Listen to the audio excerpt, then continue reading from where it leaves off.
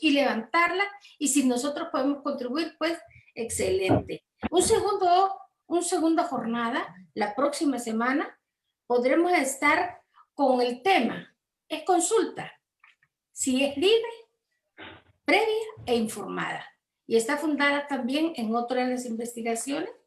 En este caso, la metodología será un foro. Luego, en la siguiente semana tendremos un panel relacionado con la conflictividad. Conflictividad, pesos y contrapesos, los intereses políticos y económicos que están comprometidos con la consulta previa, libre e informada. Ya finalmente en la cuarta semana, que vamos a hablar en una mesa redonda sobre el contexto nacional en materia de consulta previa, libre e informada. ¿Hacia dónde va este debate? ¿Hacia dónde va todo este conjunto de procesos que hemos visto entre la sociedad civil, los pueblos han manifestado, han habido varias iniciativas y queremos un poco sondear sobre eso? En todos los eventos pues habrán representantes, no quizás representen personas pertenecientes a diferentes grupos de los pueblos, investigadores nacionales y también investigadores y panelistas internacionales. Así que va a ser un placer realmente tenerlo y vamos a estar muy deseosos de tener y que ustedes busquen a sus contactos para que puedan participar y aportar en este evento. Luego de esto, para este presente evento, van a participar William Bolaños del OACNUD, Blanca Elvir, que es la investigadora FOSDE, Hermin López del pueblo de la organización Milpa, Lenca, y miembro de la tribu de San Francisco Locomapa. Este estaba por confirmar. Y a nivel internacional, la investigadora Rocío Ávila, y abordaremos una serie de temas relacionados con el tema. Iniciaremos con un conversatorio, seguiremos pues con las opiniones del auditor social de Hermin López de Chinacla, La Paz, Milpa.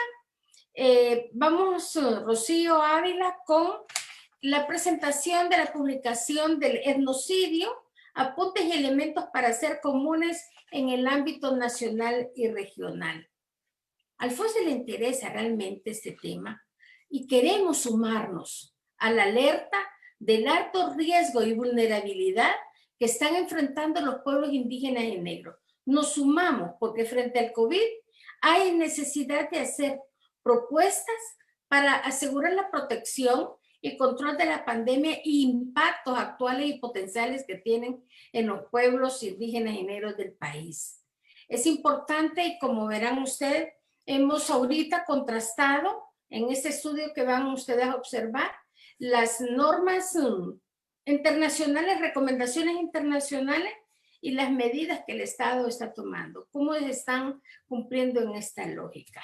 Finalmente, pues, sin más preámbulos, solo recordando, COVID no puede ser responsable de todo lo que está pasando. Había una condición preexistente de crisis, de fractura de la gobernanza, de legitimidad en la gobernabilidad, de crisis hospitalaria. Ya había muchas condiciones preexistentes y el COVID viene y se instala en un país con altos niveles de conflictividad.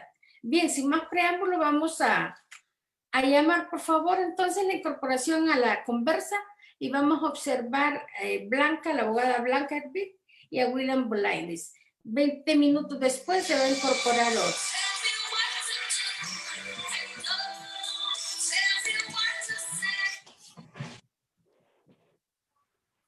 Hola, pues muy buenos días. Es un gusto estar aquí con todos ustedes para compartir pues algo sobre este tema y pues incentivarles también a que puedan descargarlo y consultarlo.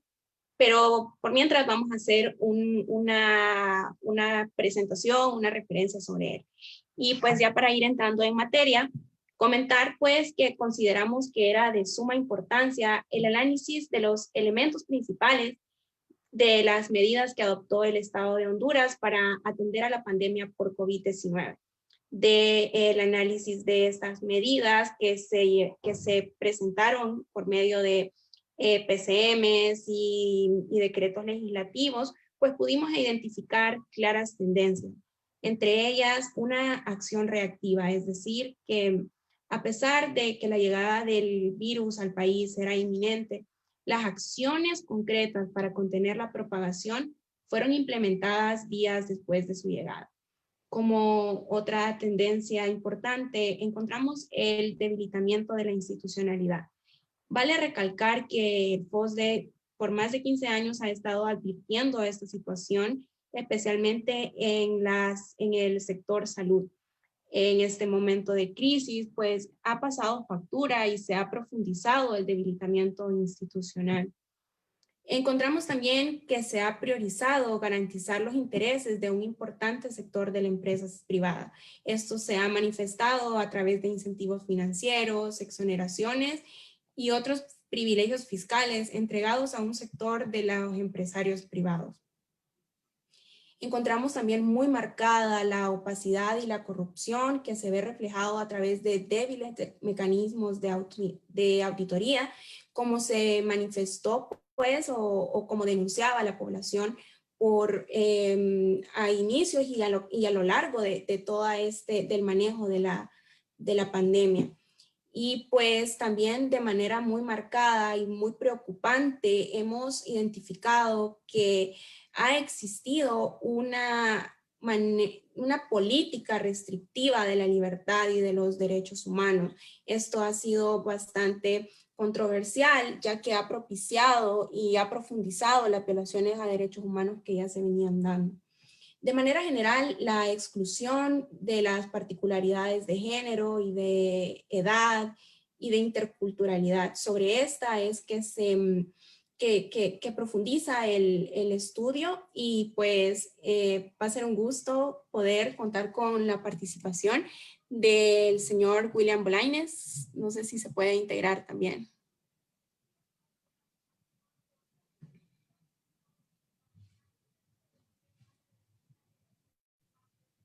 Perdón. Buenos días a todas y todas. Es un verdadero placer estar acá con ustedes. Y pues estamos acá para hablar un poco sobre cómo estas realidades preexistentes, ya todas estas situaciones preexistentes, ¿no? Están poniendo de manifiesto ahora con la crisis del COVID, tal cual lo expresaba Egna. Pues la pandemia del COVID-19 está afectando de manera desproporcionada a los pueblos indígenas, está también exacerbando las desigualdades estructurales subyacentes y la discriminación generalizada. Estos graves efectos deben abordarse específicamente en la respuesta y las implicaciones derivadas de esta crisis. Es por ello que la OACNUR también, queriéndose sumar a estos esfuerzos, desarrolló la guía COVID-19 y los derechos de los pueblos indígenas, en donde se presentan algunas acciones novedosas que han sido desarrolladas e implementadas desde los pueblos indígenas y también algunas acciones que han sido tomadas desde los estados en consulta con los pueblos indígenas. La falta de acceso a una información adecuada sobre los servicios de los cuales se disponen de manera culturalmente apropiada y en su propio idioma contribuye a una continua marginación que siguen afrontando los pueblos indígenas y afrohondureños, para el caso de Honduras también, ¿no? La pandemia del coronavirus presenta riesgos aún mayores para los pueblos indígenas cuando no se dispone de información pública sobre la prevención y el acceso a la atención médica en los idiomas indígenas. Comentar al respecto que la Comisión Interamericana de Derechos Humanos en su resolución 1 del 2020 ha recomendado sobre la importancia de proporcionar información sobre la pandemia en idiomas tradicionales, estableciendo cuando sea posible facilitadores culturales que les permita comprender de manera clara las medidas adoptadas por el Estado y los efectos de la pandemia. Bueno, y con referencia, William, a esta recomendación en específico, bueno, la información que ha llegado a los territorios y que ha trascendido en los diferentes pueblos ha sido esencialmente la difundida en medios de comunicación masiva, utilizando por excelencia la comunicación verbal. Es decir, que los pobladores de las comunidades Misquitas, Tahuaca, Garífunas, Pech y otras cuya comunicación se basa principalmente en su idioma, ha tenido aún menos posibilidades de acceder a información de calidad y de carácter científico. Y como lo mencionaba usted, esto profundiza el riesgo y claro, exacerba la posibilidad de que existan más contagios. Como se viene mencionando desde el inicio de este conversatorio, los derechos a la salud de los pueblos indígenas ya estaban en peligro antes de la pandemia y la situación vulnerable en que se encuentran se ha visto únicamente agravada por la crisis, ya que no se han abordado los problemas estructurales que originan esto. En particular, las comunidades indígenas suelen estar ubicadas en regiones remotas y por lo general tampoco cuentan con acceso a salud o servicios de salud, servicios médicos o de educación. Es probable también que las personas indígenas de avanzada edad y las que padecen afecciones médicas subyacentes necesiten cuidados respiratorios urgentes y no vayan a haber hospitales disponibles o hospitales cerca de estos lugares, ¿no? Las personas indígenas con discapacidad pues enfrentan todavía barreras y desigualdades todavía mayores, ¿verdad? Los estados, por su parte, deben adoptar acciones como las siguientes, ¿no? Para poder afrontar todas estas barreras estructurales, los estados tienen que tener en cuenta los conceptos distintivos de los pueblos indígenas en materia de salud, que están inextricablemente vinculados con la realización de otros derechos, incluidos los derechos a la libre determinación, el desarrollo, la cultura, a la tierra, el idioma y al medio ambiente saludable. Los gobiernos tienen también que crear planes para proporcionar acceso sin discriminación a una atención de la salud culturalmente adecuada y que tenga en cuenta la edad, el género, así como acceso a los servicios de salud sexual y reproductiva. Una buena práctica puede ser el proteger, reconocer y proporcionar a las parteras indígenas como trabajadoras sanitarias de primera línea, que son el mismo equipo de protección que el mismo equipo de protección personal que se entrega a otro tipo de personal médico, al resto del personal médico, ¿no? Los gobiernos también deben de proporcionar acceso a equipos de protección personal, pruebas y atención de emergencia de importancia primordial para los pueblos indígenas. También deben de establecer medidas para controlar estrictamente la entrada de cualquier persona en los territorios indígenas, en consulta y cooperación con los pueblos indígenas interesados, mediante procedimientos adecuados y en consulta con sus instituciones representativas, incluidos los representantes de la salud, los funcionarios públicos, los visitantes y las instituciones asociadas. Sí, precisamente con esto último que mencionaba usted con respecto a establecer medidas, ¿verdad? Para controlar estrictamente la entrada de cualquier persona en los territorios. Tuvimos un hallazgo que nos pareció sumamente interesante y es que en los territorios donde preexistía un conflicto explícito por las relaciones extractivas, el conjunto de factores que esto implica en el tejido social y en la formación política de los pobladores implicó un mayor reclamo del ejercicio de los derechos de autodeterminación y a la soberanía territorial. Y también vale la pena recalcar que la declaración del estado de emergencia a partir del 16 de marzo del 2020 y la instrucción a la Policía Nacional y al Ejército para velar por el cumplimiento de las medidas, esto aunado a la ilegitimidad y al cuestionamiento ya latente, esto revivió estos cuestionamientos del estado de excepción. Incluso las comunidades lo percibieron como un peligro, un riesgo de perfilamiento de los liderazgos y frecuentemente de la exposición a mayores riesgos de contagio por causa de del contacto con actores ajenos a la comunidad, ¿verdad? Y pues con referencia también a los saberes ancestrales en materia de salud, pues esto a criterio de los defensores y defensoras entrevistadas no fueron respetados. En algún momento tal vez fueron aceptados, pero no como parte del manejo terapéutico de la enfermedad, sino más bien como calmantes complementarios. Sin embargo, algo también bastante interesante es que por la condición de aislamiento de las comunidades indígenas y negras y por el vacío de la cobertura de atención sistemática de esos territorios, pues se permitió y se facilitó que el uso de la medicina natural y los conocimientos de medicina ancestral se constituyeran como otra forma de resistencia de los pueblos. Entonces, vale la pena recalcar eso, pues.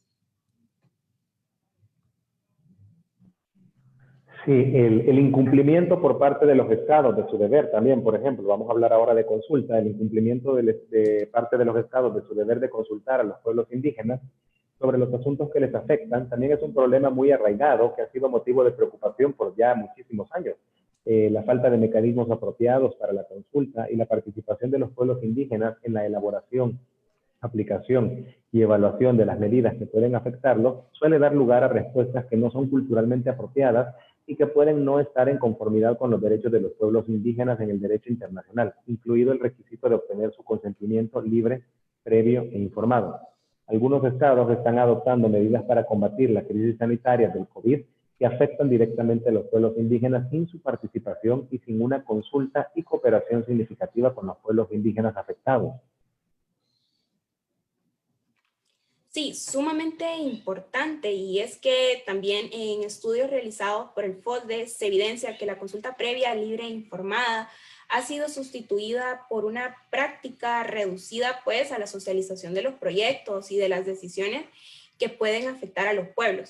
Y en el contexto de esta pandemia, pues esta tendencia se reitera en las instancias de decisión y de participación a nivel nacional, como ser la mesa multisectorial, y otras, no se ha incluido representación de los pueblos indígenas y negros.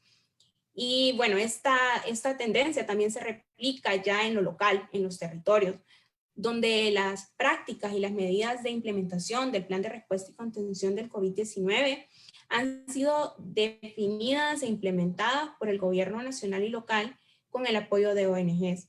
A juicio de los defensores, el sector público impuso a los pueblos la forma de abordar la problemática de COVID-19 sin considerar en ningún momento la riqueza cultural, las necesidades de los pueblos, que evidentemente van a ser, por todas las condiciones, van a ser diferentes, y tampoco sus intereses o sus perspectivas pues de desarrollo.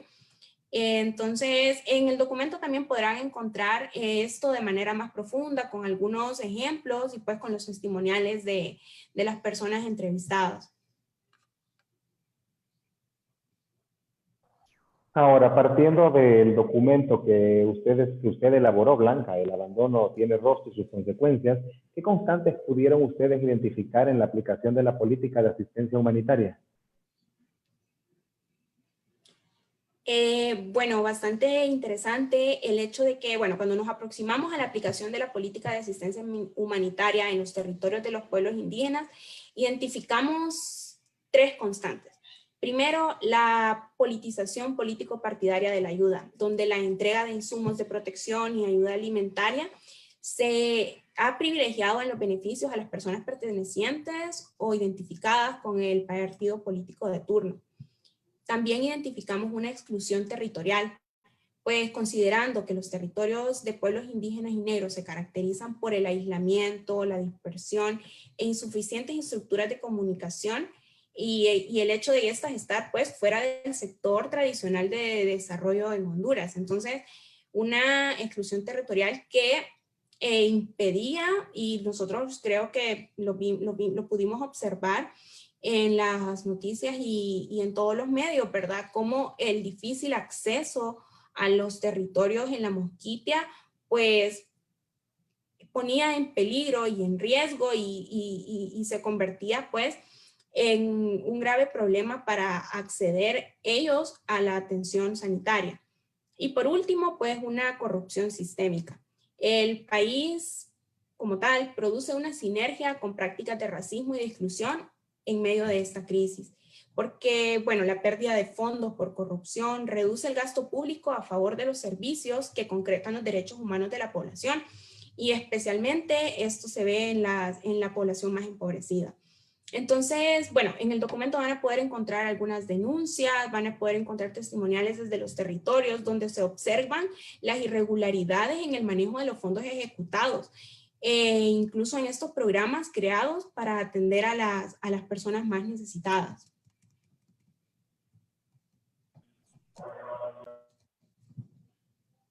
¿Cuáles serían las principales reflexiones que podemos hacer a partir de los hallazgos de esta investigación tan importante, Blanca?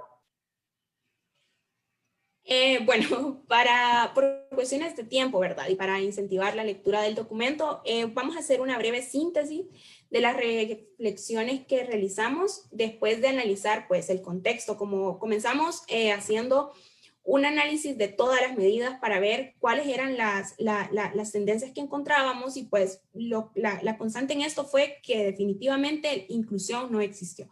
Entonces nosotros hicimos una serie de reflexiones y claro, era necesario realizar también propuestas. Entonces eso van a encontrar en el documento, pero para hacer una breve síntesis, consideramos que es de suma importancia resaltar que existe un impacto diferenciado en los planes de control de manejo de la pandemia en el territorio nacional por un conjunto de condiciones preexistentes. En consecuencia, es necesario considerar un principio de equidad en las medidas de apoyo sanitario y humanitario, pues. Y bueno, la incertidumbre del comportamiento epidemiológico de la pandemia en Honduras y la prolongación de las medidas de cuarentena, aislamiento social, estado de excepción, pues posibilitan un escenario con una presencia más agresiva de la pandemia en los territorios indígenas, que pues preocupantemente podrían incluso rebasar la capacidad de resiliencia que se ha demostrado pues hasta el momento. Entonces, consideramos que es urgente atender a los pueblos indígenas de manera incluyente, que sean escuchados y que la práctica de la consulta previa sea que sea la regla, pues, y principalmente eso. Entonces creo que podemos pasar ya al siguiente punto, sin antes agradecerle por su participación y por las 19 de la ACNUD y también la resolución 01-2020. Muchas gracias a ustedes y a Ponce por el trabajo que están realizando y por la invitación. Bien, muchas gracias a ustedes, muchas gracias William, del Alto Comisionado. Vamos a escuchar va a incorporarse Erwin López. ¿Está Erwin López? Por favor, habilite su micrófono para poderle escuchar. Me comenta Erwin que está teniendo un poco de problemas para accesar, pero si quiere pasamos al siguiente punto, yo lo ayudo a él a conectarse y para que prosiga. Sí. Erwin López está en una montaña de La Paz, entonces no es tan fácil la comunicación. Bien, vamos a continuar y vamos a escuchar a la asesora, a la señora Rocío, que ella es asesora regional para América Latina del programa de Industrias Extractivas de Oxfam, una amplia experiencia en trabajar con organizaciones de pueblos indígenas y comunidades rurales y organizaciones de la sociedad civil de la región, promoviendo redes y plataformas de influencia política para la protección de derechos humanos en las comunidades que viven en contextos de industrias extractivas. Tiene una maestría en ciencias políticas y gobierno, diplomada también en género y desarrollo y en industrias extractivas en diferentes universidades peruanas. Ella vive en Washington y vamos entonces a escucharla a partir del estudio reciente que presentó Oxfam sobre pueblos indígenas y el etnocidio. Bien, por favor, Rocío. Hola Emma, muchísimas gracias por la invitación. Realmente un privilegio estar con ustedes en la presentación del estudio. Gracias también por haber considerado el estudio de Oxfam como parte también de los argumentos para la situación de Honduras, ¿no? Y de alguna manera esta invitación que tenemos, si fuera solamente que la pandemia está impactando en algunos pueblos indígenas y afros de algunos países, podríamos como decir, bueno, podemos superar si hacemos énfasis en algunas políticas de gobierno particulares, pero lo que la pandemia por la COVID-19 nos está mostrando es que la agenda de los pueblos indígenas y afro en los distintos países de América Latina no ha sido atendida por muchas décadas, ¿no? Y la cruda realidad en la que nos encontramos, y por eso el título del informe que pusimos, es un etnocidio. Hay pueblos que ya están empezando a extinguirse en Perú y en Bolivia, por ejemplo, y la situación en la que ellos están viviendo es realmente dramática. No hay forma de expresar el dolor que los pueblos indígenas y afros están viviendo en los distintos países de América Latina por esta pandemia. La pandemia entonces ha desnudado, visibilizado una agenda pendiente de atención, especialmente ahora en temas básicos como el tema del derecho a la salud integral, una atención inmediata en temas claves de sanidad, un acceso a tener agua potable, tener insumos básicos para poder protegerse. Y en términos, digamos, de nuestra agenda también que trabajamos, que son recursos naturales, tierras e industrias extractivas, los que estos 45 millones de personas agrupadas en aproximadamente 800 pueblos indígenas y afros en América Latina han estado viviendo desde que empezó la pandemia, es que sus territorios, por más cuarentena que hayamos tenido en los países de la región, no se han visto salvados de operaciones extractivistas, ¿no? En estos juegos de poder que tal vez antes podíamos identificar claramente cuando, por ejemplo, como lo han mencionado anteriormente, derecho a la consulta, al consentimiento, no se cumplía cabalmente. Lo que la pandemia nos está mostrando es que estos juegos políticos de poder entre sector privado y gobierno se han mantenido.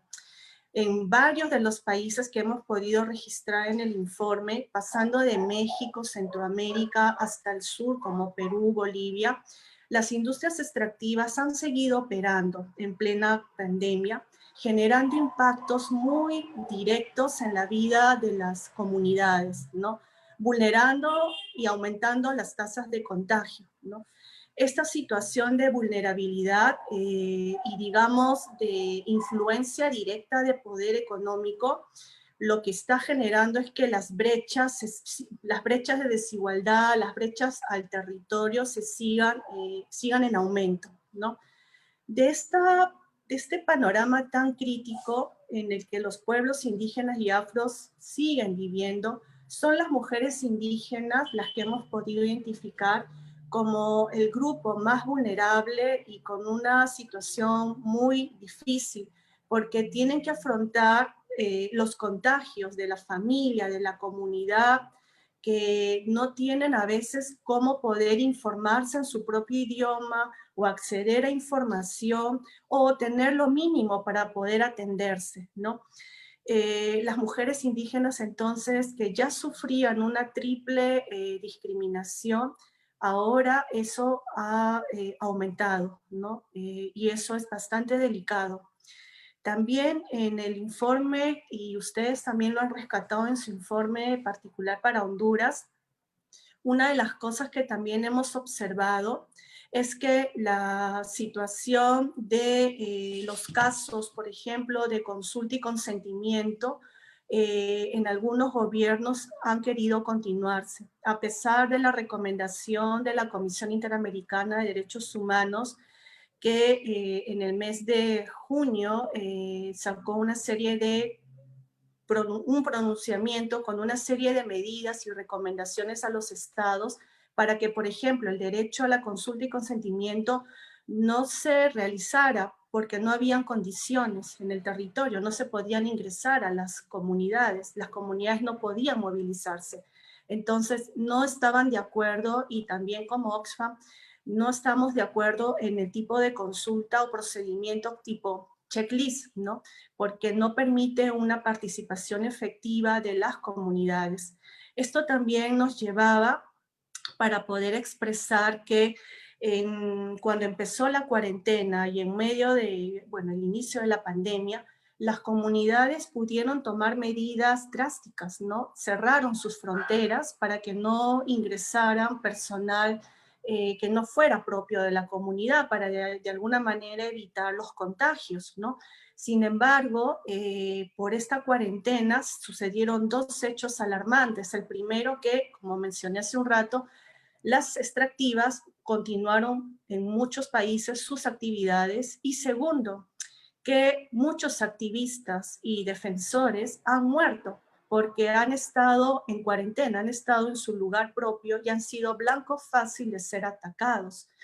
Frente a esta situación, la Comisión Interamericana, y también lo hemos rescatado en nuestro informe, se hacía un énfasis importantísimo para que los gobiernos respetaran y protegieran los derechos básicos de los defensores y activistas por la tierra y por el medio ambiente. Esta situación, por más recomendaciones que se han hecho, lamentablemente al mes de agosto no ha parado, ¿no? Estamos por sacar un blog sobre la situación particular en México, y digamos México y Perú, Bolivia, en Guatemala, Honduras, ustedes también lo colocan, la situación de ataques a defensores no ha disminuido, ¿no? La criminalización continúa. Nosotros finalmente entre las recomendaciones que hemos hecho, quisiera rescatar ahora dos particularmente, ¿no?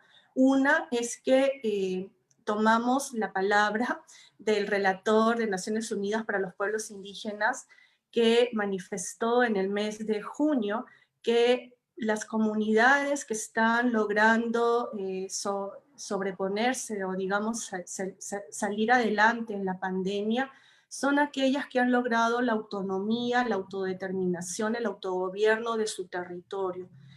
Realmente la pandemia, como mencioné al inicio, pone de nuevo la agenda urgente de atención de los pueblos indígenas, y un derecho básico que ahora sí no hay forma de escaparse de que los gobiernos no lo puedan atender, es el derecho a la libre determinación y al autogobierno.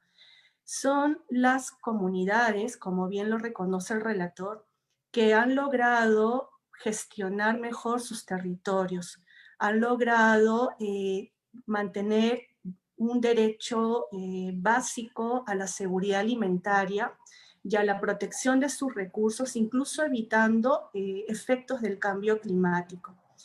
Otra de las recomendaciones básicas que también me gustaría expresar acá es que si los gobiernos no toman medidas inmediatas para disminuir la brecha de desigualdad que se ha profundizado con la pandemia en términos económicos, los pueblos indígenas, por más esfuerzos que estén haciendo, no van a poder en muchos de los países sobrevivir. Es importantísimo que los gobiernos los distintos países de la región puedan desarrollar medidas de atención claves en términos económicos, de sanidad, para que los pueblos indígenas tengan los recursos necesarios para poder sobrevivir.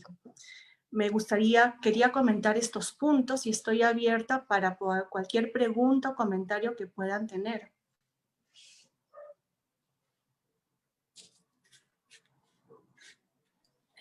Excelente. Muchas gracias, Rocío Ávila. Gracias también. Muy parecido, de verdad, como en un pequeño país como nosotros, refleja el común que tenemos a nivel de toda América Latina, definitivamente. Totalmente. Habrá sin duda muchas preguntas. Por favor, si ustedes ven Joel Alemán en sus comunicadores, en sus dispositivos, pueden renombrar, es el programa que cambió el nombre a todos los participantes, que si por favor lo renombran para saber, ustedes siéntanse libres de preguntar o comentar brevemente, ¿verdad? A tal. No sé si Hermes logró conectarse para que abriera por favor su micrófono. Hola, sí, Emma, él lo va a hacer por medio de llamada, o sea, yo lo voy a llamar y voy a reproducir la llamada, pero en este momento todavía estamos conectándolo, entonces la parte de preguntas y respuestas y luego le damos la participación a él. Sí. Bien, hay una pregunta por acá. ¿Están abiertos los micrófonos? Por favor, pueden activar los participantes para expresar si son sus preguntas o sus comentarios. Por acá tenemos ya uno en mensaje que es más bien una recomendación a los pueblos, dice, de hacer uso de las, en este caso son las salvaguardas que tienen los organismos financieros internacionales en la obligación de utilizar mecanismos como la consulta previa libre informada, el no afectación, la buena diligencia que deberían de aplicar por lo menos en las inversiones que se relacionan con estos bancos. Es una recomendación de Carlos Palacios para todos. ¿Alguna otra llamada o comentario? Por Compañera favor. Emma, Mande. Mucho gusto. habla Mucho Martín gusto, de Milpa. Martín de Milpa. Gracias a usted. Yo he estado interesado en conocer varios de los diagnósticos o las experiencias o los estudios que diferentes organismos hondureños han realizado ante los pueblos indígenas y específicamente hoy en tiempos de COVID.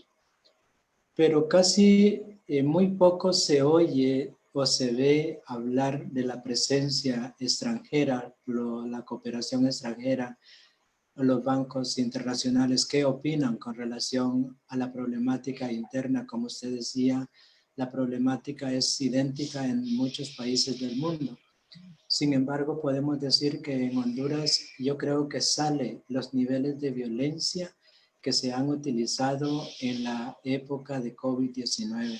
Entonces yo creo que sería importante un poco más de aclaración cómo se mira la cooperación internacional antes, durante y después de la pandemia. Muchas gracias, compañero. Muchas gracias a usted. Si alguno de los conversadores quiere responder, porque es un comentario básicamente, ¿verdad? El FOSDE ha presentado informes con relación a la acción del Fondo Monetario y los bancos mundiales, que se lo podemos hacer llegar con mucho gusto, Martín. Específicamente sobre la conducta con relación a las inversiones de los SOFIs específicamente. Así que se le puede hacer llegar con gusto, porque sería ya otro tema, ¿verdad? Gracias, gracias. Emma, yo podría comentar algo sobre el Banco Interamericano. Por favor, por favor. Sí, bueno, solo mencionar que el Banco Interamericano de Desarrollo acaba de aprobar sus salvaguardas sociales y ambientales. Ha sido un proceso que ha venido desde el año pasado y el banco además, es importantísimo esto porque en Honduras el Banco Interamericano tiene también tiene financiamiento hacia el gobierno en un tema bien relevante que son las energías limpias o renovables. Y muchos de estos proyectos, o sea, cuando he estado con ustedes en Honduras, no necesariamente, las comunidades sí lo saben, pero no todos sabemos cómo se están llevando estos procesos de inversión en energía limpia. No siempre cumplen, según las comunidades con las que entrevistamos en aquel momento, por ejemplo, procesos adecuados de consulta previa. Bueno, entonces el Banco Interamericano, tanto su área privada como pública, ya los dos han aprobado sus salvaguardas sociales y ambientales y esto se va a convertir como el referente es el referente para la región en países donde haya la inversión desde el Banco Interamericano. Quería mencionar que hay que estar muy atento a esto porque si bien el banco ha tomado en cuenta las salvaguardas del IFC, del Banco Mundial, no necesariamente en el proceso de cómo se van a aplicar, el procedimiento no es igual al del IFC. Hay matices y en esos matices, como dicen, en los detalles está el demonio, creo que es así el dicho. hay que tener mucho cuidado de cómo se van a invertir el financiamiento que viene de ellos, ¿no? Y Honduras es un país bien interesante por eso, porque la inversión está yendo hacia algo llamado energía renovable, que por nombre suena, bueno, esto es una alternativa al extractivismo, por ejemplo, pero en los hechos no es digamos, así, ¿no?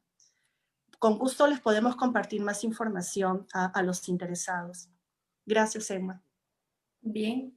Erasmo Mairena tiene una pregunta y también otro participante que habla sobre cuántos casos hay en zonas indígenas y garífuna de COVID-19 en Honduras, para que la reacción de los conversadores pueda ser en línea. Vamos a escuchar a Erasmo Mairena. Sí, muy buenos días, Emma y demás compañeros. Gracias por la invitación. Yo más que una pregunta es un comentario en relación a la situación de lo que es el efecto de COVID-19 en las comunidades indígenas, ¿no? Hasta este momento, solamente en Puerto Lempira se considera un dato oficial de más de 100 casos presentes en ese municipio.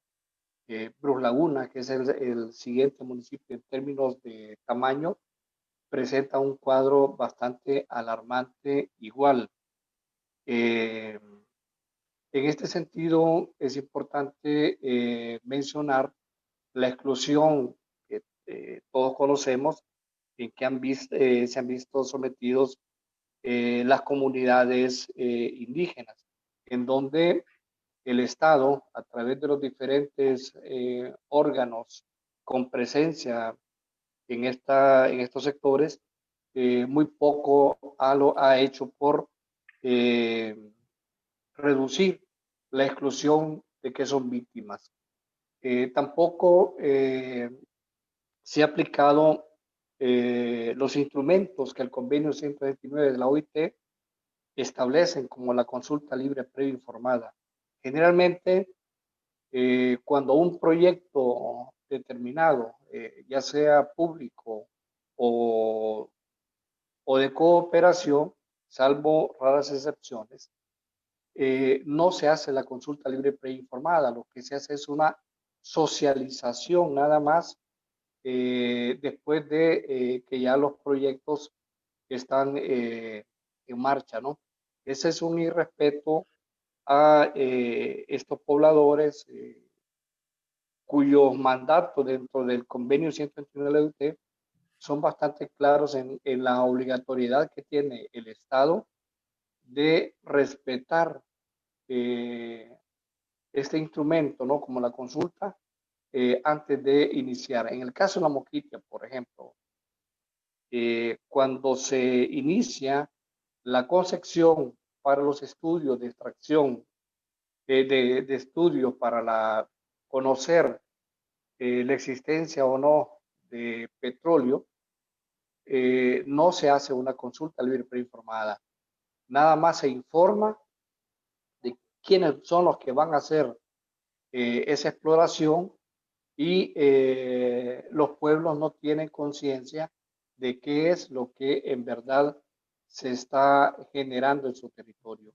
Entonces, de esta manera, así como sucede en la Mosquitia con la exploración de petróleo y gas, también ha sucedido en comunidades pues, de el territorio donde están los tolupanes, ¿no? En donde la extracción minera, la explotación de su bosque, ha sido una constante por parte de quienes otorgan los permisos para que esto se dé. Es lamentable que a estas alturas todavía se continúen con estas prácticas.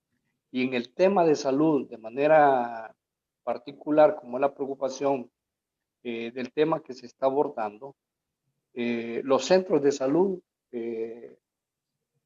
por lo menos donde me ha tocado estar en los últimos tiempos, que es en el sector de la Mosquitia, están completamente desabastecidos, ¿no?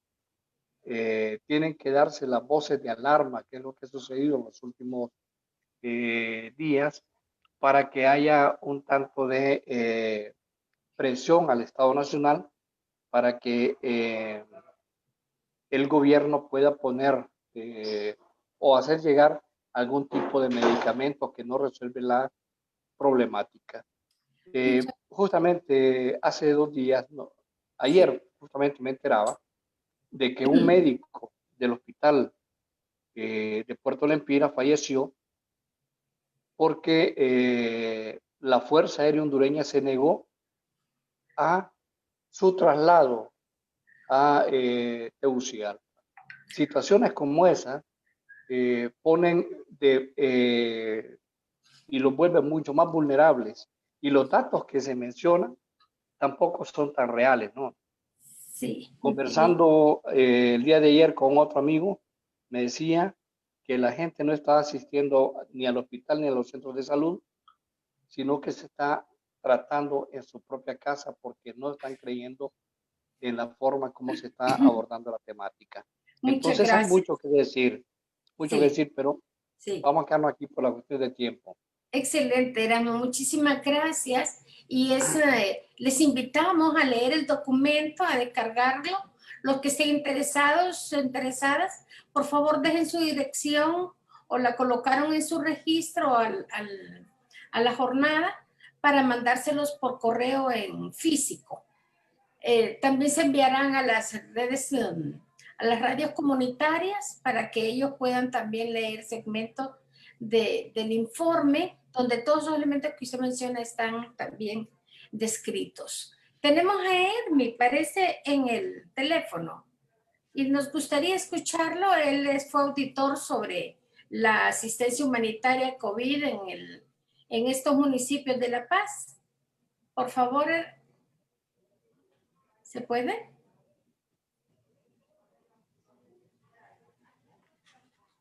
Hermi.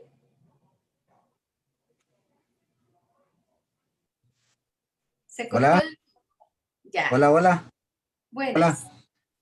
Buenas. Bueno, tengan muy buenos días. Disculpen que me puede conectar hasta ahorita por problemas de señal. Bueno,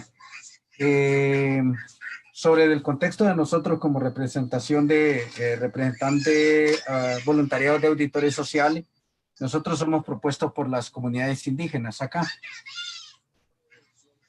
Pues los pueblos en el mismo momento es que se les ha violentado el derecho del acceso a la información. Por ejemplo, dice, los pueblos indígenas que no nos respetan nuestros derechos, bueno, por derecho tenemos hace más de 500 años que hemos existido. Por la parte jurídica de nuestros vivientes, o sea, del mismo convenio 169 de las Declaraciones Universales. Entonces, dentro de allí nosotros los enmarcamos en cuatro puntos importantes entre las 4 bases importantes. Una, hemos encontrado el inicio sobre unas auditorías sociales que nosotros presentamos y iniciamos. Venimos desde hace 3 años, pero el problema es que a nosotros la oportunidad, el acceso a la información no lo dan en las representaciones de los fondos públicos, cómo se deben de ser gastados con transparencia. Otro tema es que como somos como pueblos originarios, la discriminación, tienen que venir abogados del Tribunal Superior de Cuentas, dicen ellos, para venir a auditar, cuando nosotros en el marco jurídico legal, la ley de municipalidad da la potestad, pues que nosotros como voluntariado de auditores sociales podemos solicitar o podemos hacer vedurías para que realmente sea transparente. Los da la potestad la misma Constitución de la República, que la tenemos, el mismo convenio, cuando dice en el artículo 6 cómo deben de ser tratados los pueblos. la misma Constitución que da esa potestad. Bueno, de ahí los venimos en indiferencia, hay una común indiferencia. Esa es una. Dos, es que nos atropellan nuestros derechos, el liderazgo, por el conocimiento que nosotros hemos obtenido y porque hemos estado influyendo. Es bien como encerrado. Se queda cuando uno pone denuncias, denuncias para las auditorías sociales eso se queda en la impunidad. ¿Por qué? Porque dentro de nosotros, acima de nosotros como pueblos originarios, hay un sistema que los tiene como cubiertos. Entonces no tenemos ese acceso a llegar, como que hay un bloque para llegar ahí, para mantener información. Entonces, el tema de nuestra convicción, cosas de nuestra casa común, los liderazgos y los defensores de derechos humanos, o que defendemos esos derechos porque el derecho el acceso a la información es un derecho humano, es agredido en consecuencia de las represiones.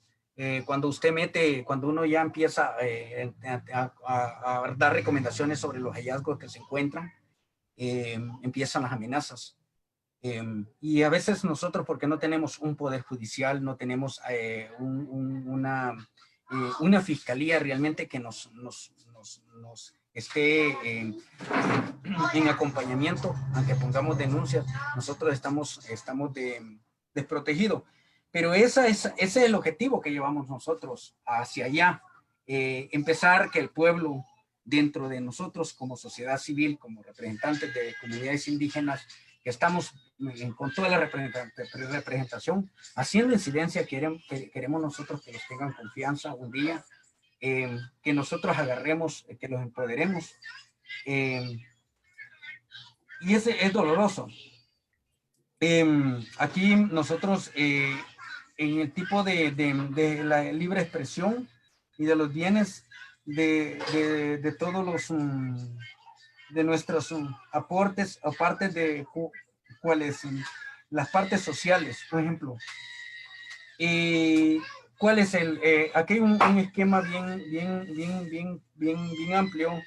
Es que nosotros como pueblos originarios, nunca se llega un proyecto realmente y que ese proyecto al final digan el costo cuánto cuesta. Nosotros no tenemos ese conocimiento. Buscamos, exigimos, pedimos que se hagan rendiciones de cuentas, pero nunca se dan las rendiciones de cuentas ordenadamente. Dan números, pero no se sabe una comisión de contratación, una comisión de veeduría, una comisión de evaluación, no tenemos idea. Entonces, en ese tipo de observación, y las instituciones del Estado sobre ayudas humanitarias, vamos aquí al tema de lo que estamos en la pandemia. Nuestras ayudas humanitarias se enfocaron en el tema más, no fueron neutrales, fueron indiferencias. Las ayudas humanitarias se fueron a las municipalidades. Cuando las municipalidades, porque somos pueblos originarios y porque estamos como organizaciones que defendemos la parte ambiental, cuidamos nuestra casa común, nuestra cosmovisión, nosotros somos como unos enemigos hacia ellos. Entonces, hemos entendido la discriminación, que porque somos revoltosos, porque somos los que gritamos hablando un derecho, esa alimentación no llega a las comunidades, y si llega es raquítica, y le ponen un monto, cuánto es lo que va, pero al ver el contexto de la realidad no es eso. Entonces, ¿por qué? Porque se llegan a las municipalidades, y en las municipalidades eso se politiza. Entonces, que no deben de jugar con la hambre, con la discriminación de la salud hacia el pueblo, porque en las mismas declaraciones de Naciones Unidas de los Pueblos Indígenas, en las declaraciones y el convenio está que el Estado cómo debe de adoptar medidas de protección, y no digamos en este tema de pandemia. Otro, el tema es no se consultó a las comunidades y ni se consulta para cómo, por ejemplo, llegó esta pandemia a nuestras comunidades, a nuestros pueblos, en nuestras tierras adentro. Y hay un problema que dentro de nuestros pueblos indígenas existen organizaciones representando a las comunidades originarias cuando tienen vínculos con los mismos, con los diputados, con los alcaldes, con los gobernadores, con los mismos magistrados o con los mismos del Congreso Nacional, cuando eso se va a fines políticos o a fines de una organización que se llame ser representante de los pueblos indígenas y después la parcializan y se la dan a quien sea, pero no respetan lo que dicen, donde hay un título comunitario, donde hay una personería jurídica, donde nosotros hace 500 años hemos tenido derecho y más derecho tenemos hoy, y tienen que parcializarse. Entonces, y es ahí cuando nosotros miramos que las alimentaciones que llegan, las ayudas humanitarias, miramos que llegan. ¿Por qué? Porque tenemos que dar espacios para abrir una represa hidroeléctrica, porque tenemos que dar espacio para doblegarlos para que le hagan una concesión minera, para que den espacio para una concesión de explotación maderera. Es cuando el mismo convenio los abarca a nosotros y los cubre. Entonces es allí donde nosotros los sentimos obligados y no permitimos eso, aunque no nos den esa alimentación, aunque no, porque ellos lo que dicen que nosotros los oponemos es al desarrollo de los proyectos. Ese no es desarrollo. El desarrollo es cuando llega un proyecto y llega una soberanía, seguridad alimentaria.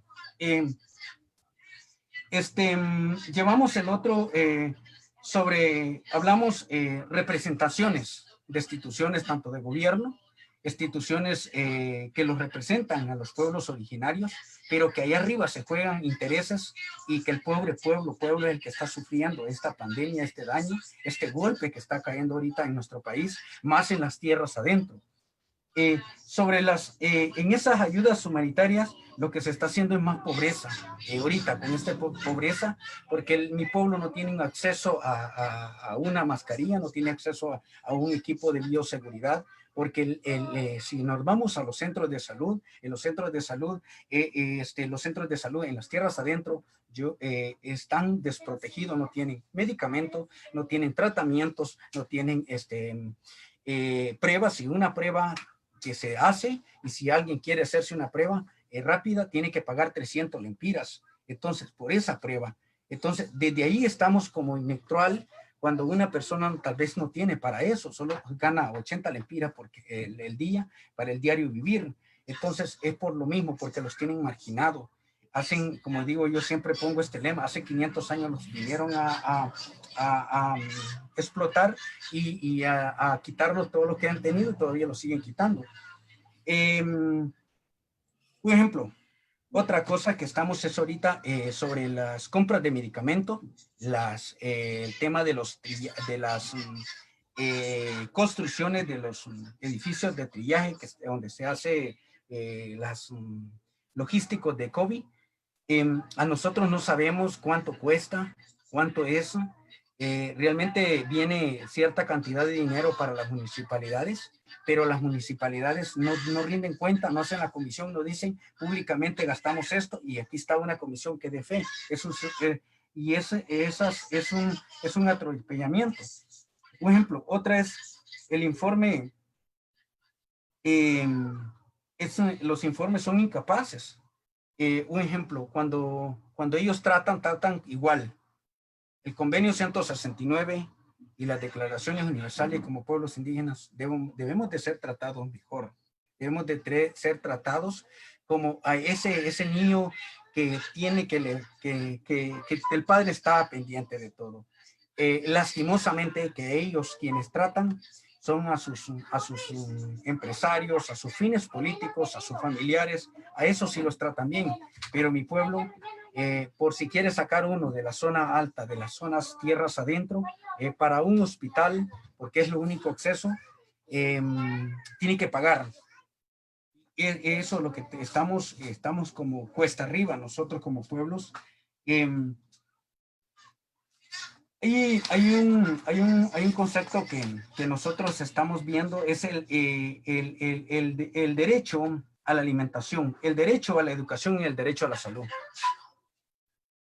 Nuestros niños, dentro de los procesos por esta pandemia también, han inventado una aplicación donde el niño debe tener bajar unas tareas por internet, bajarlas en las aplicaciones cuando no hay acceso a internet. Imagínense, yo ahorita me tocó bajar de cierta parte a cierta parte para buscar internet. Entonces, se le violenta ese derecho, el derecho a la alimentación. ¿Por qué? Porque nosotros, no sé en qué momento tenemos que exigir. Y nosotros como pueblos indígenas o pueblos hemos estado viviendo bajo amenazas por los líderes y lideresas. Por ejemplo, si un líder se levanta a protestar, a proteger nuestra casa común, lo que es la parte ambiental, ahí van las persecuciones, ahí van las desapariciones. Eso es normal para este país.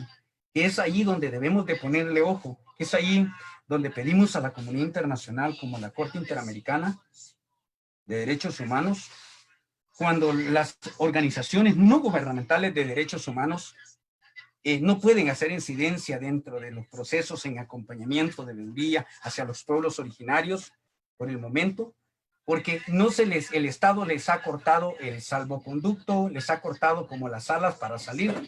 Cuando nosotros tenemos una organización de defensores de derechos humanos del Estado, pero no cumple con los requisitos, no cumple la realidad donde nosotros no los conocemos en nuestras tierras adentro. Nosotros estamos documentando violaciones de derechos humanos. Hermin, excelente. Muchísimas gracias, Hermin, porque es un testimonio de primera mano. En el documento de la publicación están también registrados toda esa experiencia, toda esa riqueza de experiencia que tiene usted. Vamos a terminar con la respuesta a una de las preguntas sobre la incidencia de COVID en pueblos indígenas, que lo hará la abogada Blanca Elvir, y vamos a regresar brevemente, ¿sí? Blanca, la incidencia sobre pueblos indígenas, de COVID, perdón. Sí, de acuerdo.